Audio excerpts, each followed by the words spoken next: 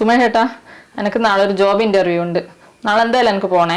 അത് പിന്നെ ദിശ അച്ഛൻ സമ്മതിക്കുമെന്ന് തോന്നുന്നില്ല കേട്ടോ. എനിക്ക് എന്തിനാ നിങ്ങൾ അച്ഛന്റെ സമ്മതം? എന്നെ നിങ്ങൾ സമ്മതിച്ച പോരെ? അങ്ങനെ പറഞ്ഞാൽ എങ്ങനെയാ ദിശ? അച്ഛൻ അപ്പുറത്തുണ്ട്, നീ തന്നെ പോയിട്ടൊന്ന് ചോദിച്ചു നോക്ക്. അച്ഛനല്ലേ ഇവിടുത്തെ കാര്യങ്ങളൊക്കെ തീരുമാനിക്കുന്നത്.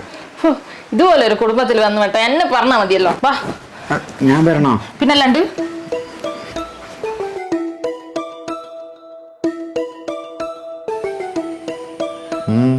ഇവക്ക് എന്തോ ചോദിക്കാനുണ്ട് പോലും. അത് അച്ഛൻ, എനിക്ക് നാളെ ഒരു ജോലിന്റെ ഇന്റർവ്യൂ ഉണ്ട്, എനിക്ക് എന്തായാലും പോണം. ഇന്നോട് ജോലിക്കൊന്നും പോണ്ടെന്ന് ഞാൻ പറഞ്ഞല്ലേ. ജോലിക്ക് വിടാന്ന് പറഞ്ഞോണ്ടല്ലേ ഞാൻ ഈ കല്യാണത്തിന് സമ്മതിച്ചത്.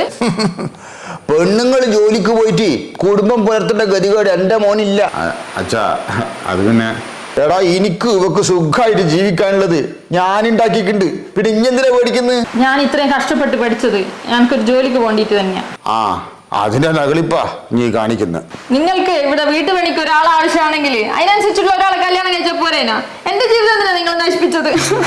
ഇതുപോലെ ഉയർന്ന വിദ്യാഭ്യാസ യോഗ്യതയുള്ള നിരവധി സ്ത്രീകൾ പല വീട്ടുതടങ്കലിലും പെട്ടുപോകുന്നവരുണ്ട്. ഇങ്ങനെ ദുർവാശിയുള്ള പല ഗൃഹനാഥന്മാരും പല സ്ത്രീകളുടെയും ജീവിതവും ഭാവിയും സ്വപ്നങ്ങളും നശിപ്പിച്ചിട്ടുണ്ടെന്ന് മറക്കാതിരിക്കുക.